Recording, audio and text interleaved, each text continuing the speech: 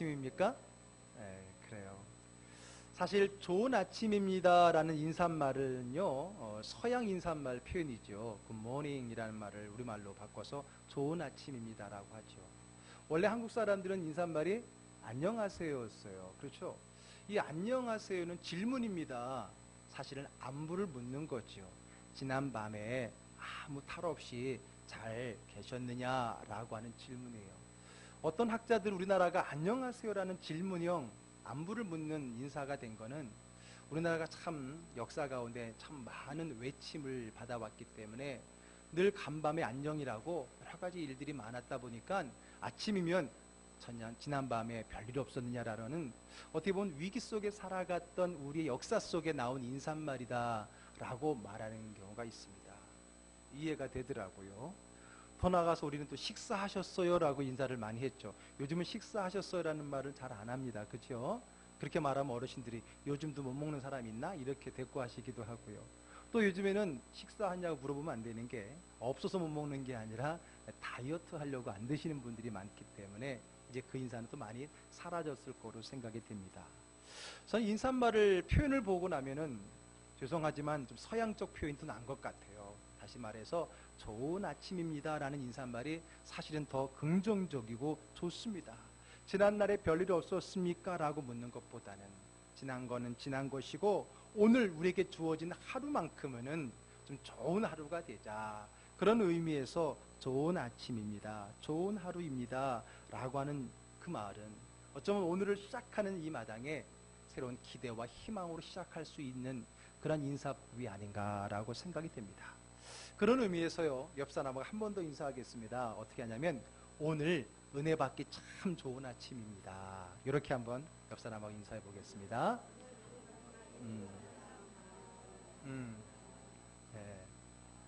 자, 맞습니까? 오늘 은혜 받기 참 좋은 아침인 거 맞죠? 자, 그러면 그 은혜 한번 받아보자고요. 우리 지난달 설교의 주제는 행복이었습니다. 어떻게 여러분 행복하셨습니까? 그리고 앞으로도 행복할 것 같습니까? 행복 바이러스가 충만합니까? 무슨 행복 바이러스입니까? 지금 온 나라가 바이러스 때문에 난리인데 메르스 바이러스 때문에 온 나라가 불안하다고 말합니다. 사실 지금 우리나라에 메르스 바이러스보다 더 무서운 바이러스가 있어요. 더 빠르게 전염되는 바이러스가 있어요.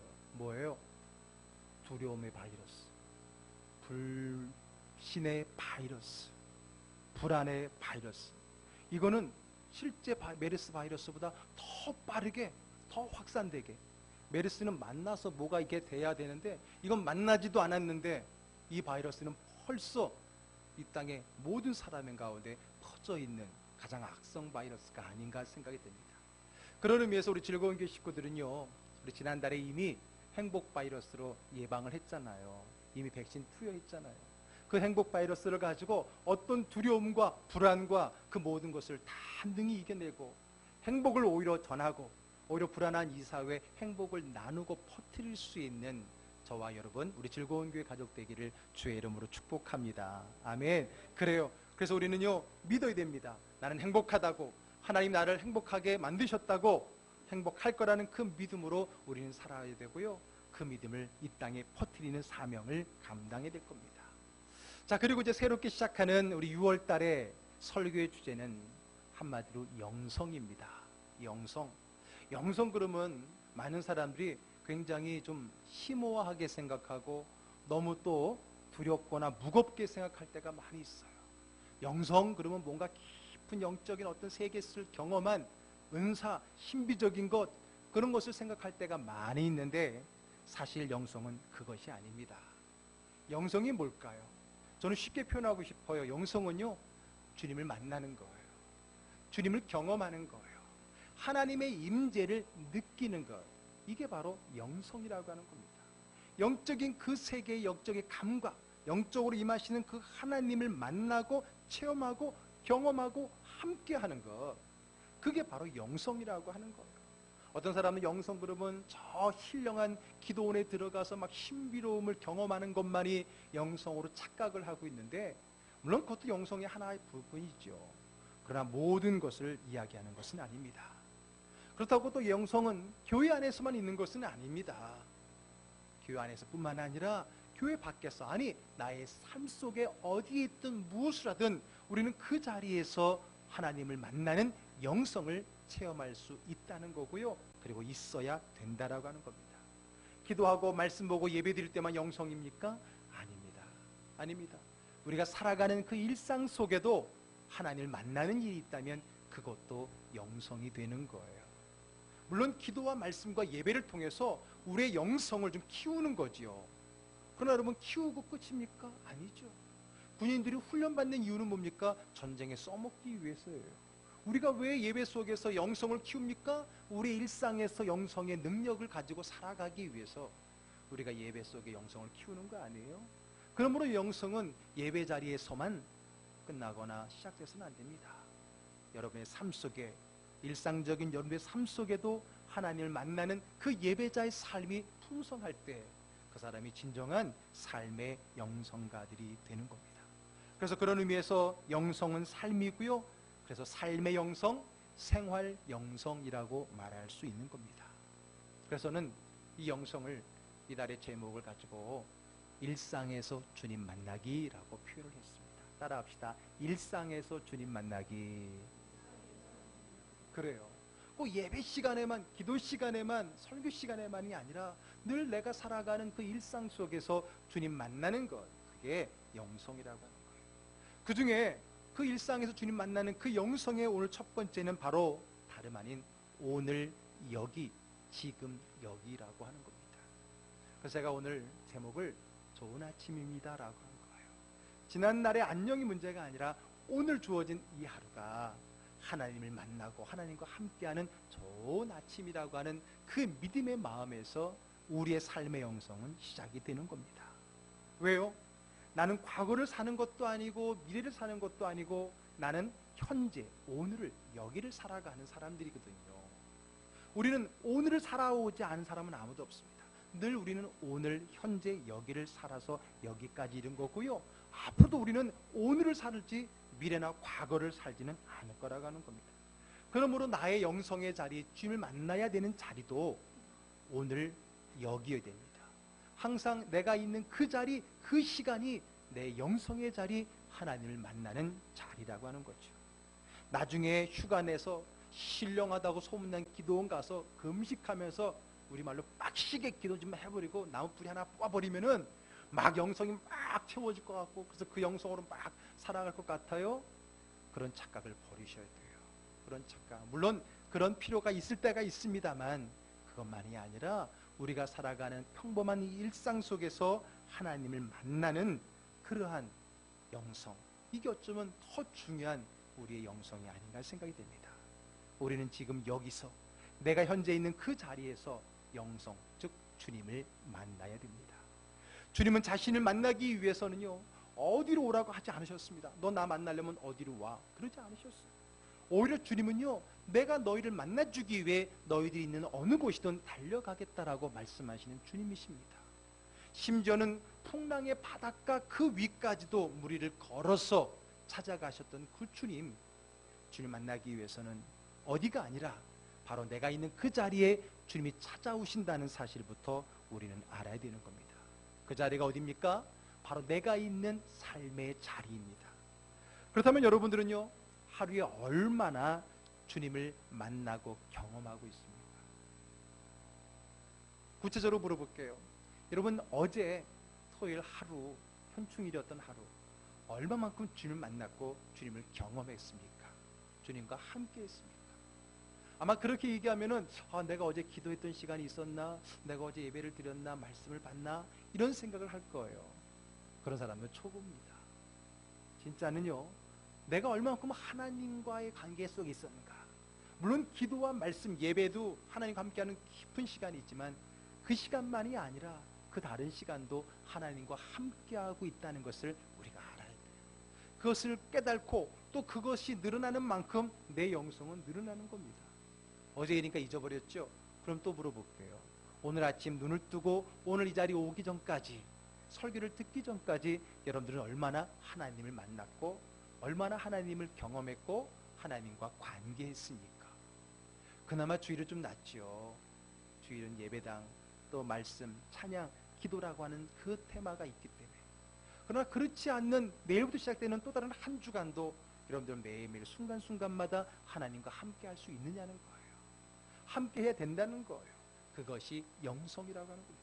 저 사람이 얼마나 신비로운 은사를 많이 가지고 있느냐가 영성이 아니라 그가 얼마나 순간순간마다 하나님을 만나고 경험하고 누리고 있느냐, 그것이 영성이라고 하는 겁니다. 한 가지 말씀드릴게요. 나의 삶에는 한 번도 주님이 찾아오지 않은 적이 없습니다. 헷갈려요? 부정의 부정은 강한 긍정이잖아요. 한 번도 주님이 나에게 오시지 않은 적이 없었다는 거예요.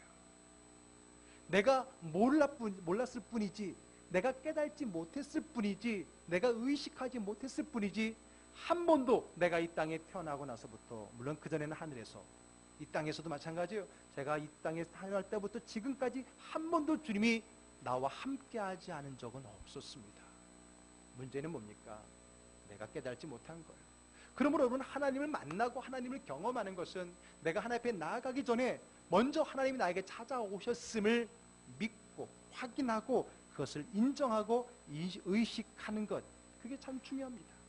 그런데 어떤 사람은 말합니다. 아니에요, 나한테는 나중에 찾아오셨어요. 아니에요, 내가 직장에 있을 때는 주님 별로 찾아오시지 않은 것 같아요 라고 스스로 생각합니다. 그러나 그렇지 않습니다. 그것은 착각입니다. 우리가 잘못된 생각입니다. 그러므로 삶의 영성은 오늘 여기 내가 항상 있는 그 시간 그 자리 찾아오신 주님을 듣고 인정하고 의식하는 거에서 시작이 됩니다. 요한계시록 3장 20절에 볼까요? 한번 같이 읽어보겠습니다. 볼지어다 내가 문 밖에 서서 두드리노니 누구든지 내 음성을 듣고 문을 열면 내가 그에게로 들어가 그로 더불어 먹고 그는 나와 더불어 먹으리라. 아멘. 주님이 먼저 우리 가운데 찾아오신다 그랬어요. 그 놓고 하는, 두드리는 것은 뭘까요? 내가 너와 함께하고 있다라는 것을 우리에게 신호로 알려주는 거예요. 우리는 그 신호를 듣기 전에는 모르는 거예요. 아니, 들어도 무시하면 모르는 겁니다. 그러나 우리 마음의 문을 두드리면서 내가 다른 곳이 아닌 너 여기에 있다는 사실을 알려줬을 때, 그리고 그것을 듣고 문을 연다는 건 뭐예요? 그 소리를 들었다는 거예요, 확인했다는 거예요, 의식했다는 거예요, 인식했다는 거예요, 받아들인다는 거예요. 그럼 어떤 변화가 일어납니까? 그 주님이 내 안에 나와 더불어 먹는 역사가 일어나는 거예요. 그게 영성인 거예요. 주님과 함께 거하는 것, 주님과 함께 먹고 사는 것, 그게 우리의 영성인 줄로 믿으시기를 바랍니다. 그러므로 여러분, 내가 하루 중에 얼마나 주님과 함께한 시간을 가졌느냐, 얼마나 함께함을 깨달았느냐, 얼마나 함께하는 것을 내가 누렸느냐는 내가 얼마나 영성이 있느냐는 것을 가름하는 잣대인 것입니다. 주님은 예배 시간에만 만나는 것이 아닙니다. 기도 시간에만 우리의 말을 들으시는 것이 아닙니다. 우리 일상 속에서도 주님을 만나야 됩니다. 그것이 영성이에요. 그러면 어떻게 만나는 게 아니라 이미 찾아오신 그 주님을 내가 만날 수 있게 될까? 제가 자주 얘기했습니다. 두 가지입니다. 나와 함께하고 내 안에 계신 주님을 의식하는 것이고 의지하는 겁니다. 무엇이라고요? 의식하고 의지하는 겁니다. 주님이 나와 함께한다는 것을 의식할 수 있는 게 영성의 깊이입니다. 오늘 이 시간에도 주님이 나와 함께한다는 것을 의식할 수 있는 그 수준이 바로 영성의 깊이인 것입니다. 오늘 본문은 생활 영성의 대가라고 하는 요셉에 대한 말씀입니다. 요셉은요, 야곱의 11번째 아들입니다. 늦둥이지요. 얼마나 귀합니까? 더군다나 자기가 가장 사랑했던 라헬의 소생입니다. 그렇기 때문에 더 사랑했던 것 같아요. 제가 봐도 편애가 분명했습니다. 편애했습니다. 뿐만 아니라 그래서 어려서부터 색동옷을 입고 형들은 양을 쳐도 이 아이는 보내지 않고 마치 온실의 화초처럼 귀하게 키웠던 아들입니다. 그런데 그 아들이 다름 아닌 형들에게 미움을 받게 되고 그 미움 끝에 간신히 죽음은 모면했지만은 애굽이라는 타국의 노예로 팔려가게 되었던 겁니다. 한번 생각해 보세요. 아버지 품에서 그렇게 사랑만 받던 온실의 화초처럼 잤던 그가 어느 날 갑자기 타국의 노예로 팔려가는 신세가 되었다니 얼마나 얼마나 원통하고 힘든 상황이었습니까? 얼마나 기구한 운명이었겠습니까? 얼마나 통탄하고 힘들고 아팠겠습니까? 형들을 원망하고 자기를 이 지경이 됨에도 불구하고 여전히 아무것도 하지 않으시는 하나님에 대해서 불평, 불만을 토로할 수 있지 않겠습니까? 그러나 그렇지 않았습니다. 요셉은 그렇게 하지 않았어요. 그렇게 할 뻔한데, 나 같아도 그랬을 텐데 요셉은 그리하지 않았습니다. 성경은 오히려 그가 그리하지 않았을 뿐만 아니라 너무나도 당연하게 이렇게 살았다라고 성경은 기록하고 있습니다. 오늘 본문의 2절 말씀 같이 읽어볼까요? 여호와께서 요셉과 함께 하심으로 그가 형통한 자가 되어 그의 주인 애굽 사람의 집에 있으니. 아멘. 네, 하나님께서는 누구와 함께 하셨다 그랬습니까? 요셉과 함께 하셨다 그랬습니다. 아버지 품에 평안할 때만 함께 했습니까? 아닙니다. 노예로 살아가는 그 비참한 순간에도 하나님이 함께 하셨다라고 성경은 이야기하고 있습니다. 버림받고 노예로 팔려온 지금도, 그리고 그곳에서도 하나님은 여전히 요셉과 함께 하셨던 거예요. 내가 좋을 때는 함께하고 내가 안 좋을 때는 하나님이 함께하지 않아서 안 좋은 게 아니라는 거예요. 하나님은 좋을 때나 안 좋을 때나 하나님은 늘 우리와 함께 하십니다. 문제는 그것을 우리가 인정하지 못하고 의식하지 못하는 것이 문제였지요. 사실 하나님께서는 함께 하시지 않은 적이 한 번도 없었습니다. 그것을 모르는 사람이 있을 뿐이죠. 우리는 하나님 환경에 마음을 빼앗겨서요, 하나님은 안 계셔, 하나님 나와 함께하지 않으셔, 하나님 나를 도와주지 않아 라고 생각할 뿐이지 그 생각은 맞는 것이 아닙니다. 그렇지 않습니다. 오늘 요셉과 같이 가장 힘들고 원망스러운 이 상황에서도 하나님은 함께하고 계신다는 거예요. 문제는, 영성은 그것을 아느냐는 거예요. 그것을 의식할 수 있느냐라고 하는 겁니다. 그런 의미에서 요셉은 위대한 삶의 영성가임이 분명합니다. 요셉은 알고 있었어요. 느끼고 있었어요. 왜?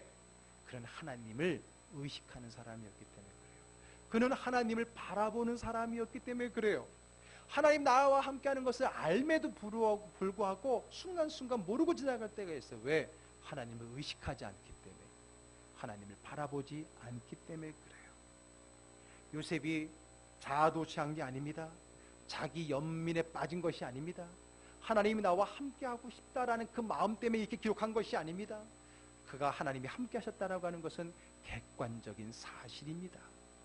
그렇기 때문에 그 옆에 있는 사람도 그가 하나님과 함께하고 있다는 사실을 알 수 있었던 거예요. 그 다음 절 보겠어요. 3절 말씀 같이 읽습니다. 그의 주인이 여호와께서 그와 함께 하심을 보며 또 여호와께서 그의 범사에 행동하게 하심을 보았더라. 아멘. 누가 보았어요? 그의 주인, 애굽의 군대 장관인 보디발이 보았다는 거예요. 그는 하나님 믿는 사람이에요? 아니에요. 하나님 믿는 사람이라면 그렇게 말해줄 수 있지. 그는 하나님을 믿는 정도가 아니라 하나님을 모르는 사람이에요. 그럼에도 불구하고 요셉을 보니까 분명 그가 믿는 하나님이 함께하는 것 같다는 거예요. 이것은 요셉의 환강이라, 요셉의 어떤 자기 믿음의 마음만이 아니라 겉으로 드러나서 믿지 않는 사람들도 볼 수 있는 객관적인 사실이었다라고 하는 겁니다. 영성이 무엇입니까? 어떤 상황에서도 주님이 나와 함께 하심을 경험하는 거예요. 그럼 여러분, 그것은 내가 하나님이 함께 한다는 것을 내가 느끼면 사실 주변 사람도 느끼게 되는 겁니다. 주님을 의식하고 또한 주님을 의지할 때에 옆에 있는 사람이, 저 사람은 하나님과 관계하는 사람이구나, 하나님을 함께하는 사람이구나, 하나님을 믿는 사람이구나 하고 인정해 주는 거예요. 믿지 않는 사람도 그 사람이 하나님이 믿는지 안 믿는지를 알게 되는 거예요. 그러므로 여러분, 내 영성이 얼마나 되느냐는 것은 내가 하루에 얼마나 하나님을 의식하며 살아가느냐와 비례한다고 했다면, 또 하나, 내가 얼마나 하나님을 의지하고 의식하며 믿음으로 살아가느냐는 것은 주변 사람들을 인정을 통해서 확인될 수도 있는 거예요. 여러분들 어떻습니까? 정말 주변 사람들, 가족 사람들도 인정하는 하나님과 함께하는 사람입니까? 그것이 영성의 깊이를 얘기하는 겁니다. 내가 얼마나 신령한 어떤 영적 체험을 했느냐, 내가 얼마나 성경 말씀 많이 알고 있느냐, 그게 우리 영성의 깊이를 말하고 있는 것이 아닙니다. 내가 얼마나 그 하나님을 의식하고 있느냐, 내가 얼마나 주변 사람들이 내가 하나님과 함께하는 것을 인정하고 있느냐, 그것이 우리의 영성의 깊이와 관계되는 거예요. 그렇기 때문에 주님이 나와 함께하기 때문에 아무렇게나 살 수 없는 겁니다. 그렇지 않겠습니까? 오히려 삶에 힘이 생깁니다. 긍정적이 됩니다. 희망이 생기는 겁니다. 요셉은 하나님이 나와 함께한다는 의식으로 아무렇게나 살지를 않았어요. 까짓것 될 대로 되라지 뭐 하면서 어차피 죽은 목숨 노예 목숨인데 하고 막 살지 않았어요. 왜? 하나님이 나와 함께한다는 의식이 있는데 어떻게 그렇게 살아갈 수 있겠습니까? 오히려 더 열심히 살았습니다. 불평, 불만, 원망, 복수의 칼을 갈지 않았습니다. 오히려 그 자리에 계신 하나님을 만끽하면서 자기에게 맡겨진 일에 충실했다는 거예요. 그의 주인이 어떻게 요셉이 하나님과 함께하는 것을 보았겠습니까?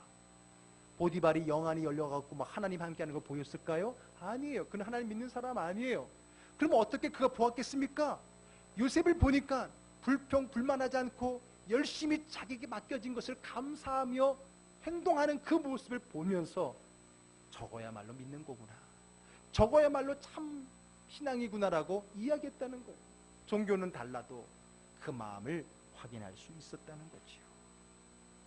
여러분, 믿음이라는 건요, 소망이라고 하는 건요, 내가 언젠가 기회가 주면 그때 제대로 해보겠다고 말하면서 오늘을 지나치는 것, 이거는 신앙이 아니고요, 영성은 더더욱 아닌 것입니다. 나중에 내가 시간이 주어지면, 나중에 내가 물질이 주어지면, 내가 나이 중에 역량이 생기면, 내가 나중에 충분한 어떤 여건이 되면 그때 한번 멋지게 주의를 해보리라, 그건 영성이 아닙니다. 진정한 영성은 오늘 이 자리에서 하나님을 만나고 경험하는 것이고 그 하나님 앞에 일하는 것임을 믿으시기를 바랍니다. 아멘. 요셉은 그렇게 하지 않았어요. 원망하고 불평하면서 그렇게 살지 않았어요. 오히려 주님이 함께하는 그 자리가 영성의 자리였다는 거예요. 그래서 충성을 다했어요. 열심을 다했어요. 그러니까 믿지 않는 주인에게 인정을 받았던 겁니다. 그러니 주 안에 주인에게 인정을 받은 것이죠. 뿐만 아니라 여러분, 그럼에도 불구하고 또 누명을 쓰고 더 악한 조건으로 빠지게 됩니다. 감옥에 들어가게 됩니다. 그때 또 원망했습니까? 내가 그래도 그렇게 살았는데도 불구하고 또 이렇게 하십니까? 불평했습니까? 아닙니다.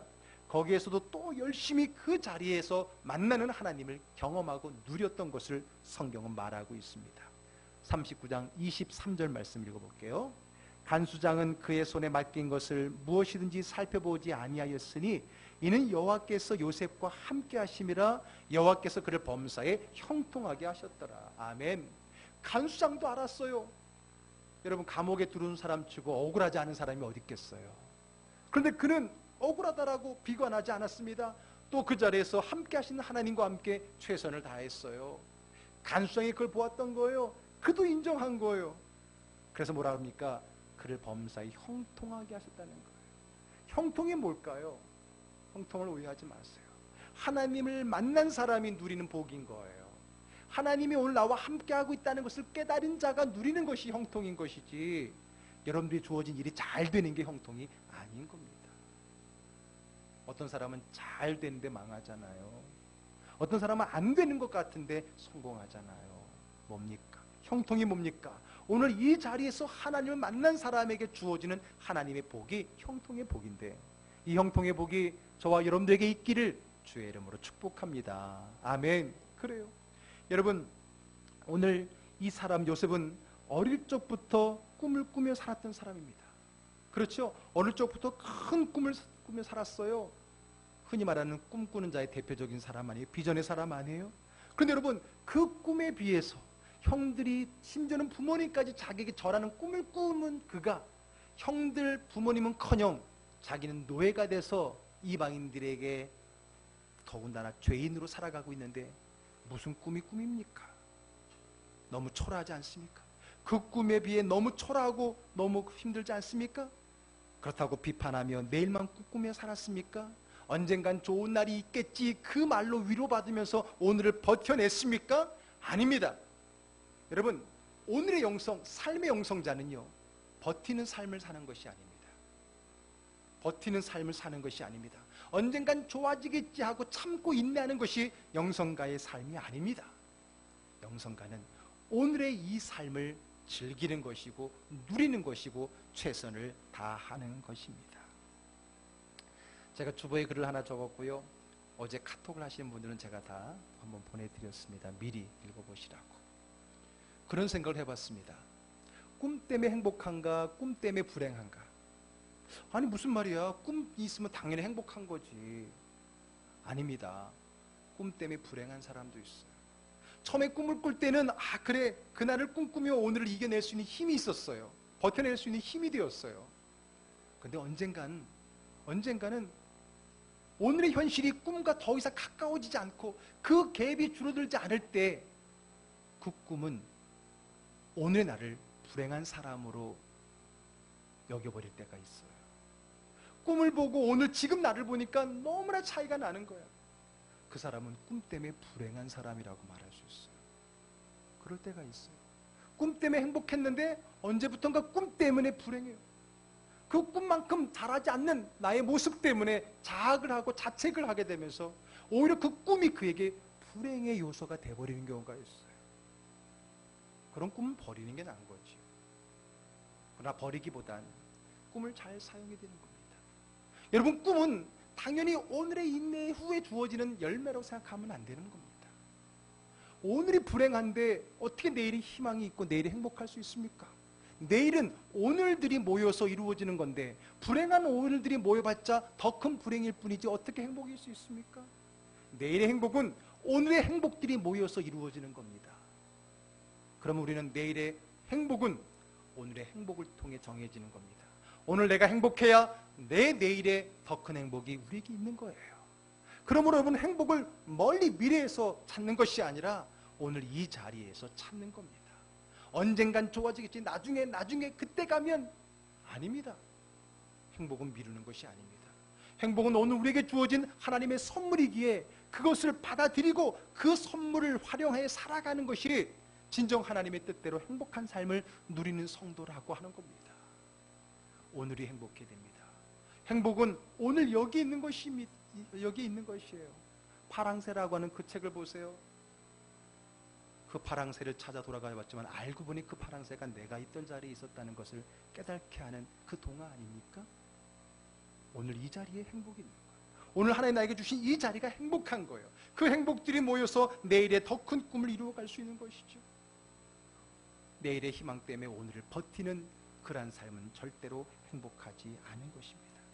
그러므로 오늘 요셉은요, 언젠가는 내가 총리가 되겠지라는 마음을 가지고 하루를 참고 인내하고 버티며 산 것이 아니었어요. 그는 생활 영성가였어요. 그저 자기의 자리가 종일지언정 죄수일지언정 그 자리에서 함께 하신 하나님의 그 은혜를 나누고 누리는 삶을 살았던 거예요. 그러한 삶을 사는 자에게 내일의 총리의 행복이 주어지는 것임을 믿으시기를 바랍니다. 그러면 오늘 어떻게 했습니까? 생활 영성가의 대가인 요셉은 어떤 상황에서도 주님을 의식했다는 거예요. 내가 노예일 때에도, 내가 죄인일 때에도, 감옥 속에서도 주님이 나와 함께 한다라고 하는 것을 의식한 사람이라는 거예요. 그것은 위기의 상황, 죄짓기 좋은 상황에서도 마찬가지입니다. 내가 아쉬울 때만 주님이 여기 계셨으면 하고 생각하는 것이 아니라 은밀한 순간에도 주님이 나와 함께하고 있다는 것을 의식해내는 사람만이 진정한 하나님을 의식하는 영성가입니다. 볼까요? 창세기 39장 9절의 말씀 보십시오. 이 집에는 나보다 큰 이가 없으며 주인이 아무것도 내게 금하지 아니하였어도 금한 것은 당신뿐이니 당신은 그의 아내임이라. 그런즉 내가 어찌 이 큰 악을 행하여 하나님께 죄를 지으리까? 자기에게 성적인 유혹을 하오는 그 주인 마님의 그 유혹을 하나님이 나와 함께하고 있는데 내가 어떻게 죄를 지을 수 있느냐라고 말한 겁니다. 내가 필요할 때만 하나님이 여기 계심을 의식하는 것이 아니라 유혹의 순간에도 하나님이 나와 함께 하심을 의식할 수 있을 때에 진정한 삶의 영성가가 되는 것입니다. 뿐만 아닙니다. 의식하고 두 번째 뭐라 그랬죠? 의지해야 된다 그랬어요. 오늘 요셉은 주님을 의지했습니다. 결국은 그 감옥에서 나오게 되고요, 다름 아닌 애굽의 바로 왕 앞에서 그의 꿈을 해석할 기회가 주어졌습니다. 그때도 그는 당당했습니다. 그리고 하나님을 의지하는 것을 잊지 않았습니다. 창세기 41장 16절의 말씀을 읽습니다. 요셉이 바로에게 대답하여 이르되 내가 아니라 하나님께서 바로에게 편안한 대답을 하시리이다. 아멘. 누가? 하나님이 그 순간, 자기에게 주어진 그 순간에도 하나님을 의지하는 것을 잊지 않았다는 거예요. 그러므로 여러분, 내 삶 속에 하나님을 만나는, 체험하는 영성은 두 가지인 거예요. 하나님을 의식하고 의지하는 거예요. 내가 아쉬울 때만이 아니라 유혹의 순간에도 주님을 의식하는 거고요. 그 하나님을 의지하는 것, 이게 바로 영성의 삶이라고 하는 겁니다. 결국은 그러한 모습을 본 애굽의 왕, 믿지 않았던 왕, 하나님은 그냥 자기가 신의 아들이라고 말했던 애굽의 왕도 요셉의 그 신앙과 그 영성을 인정합니다. 41장 38절 읽어볼까요?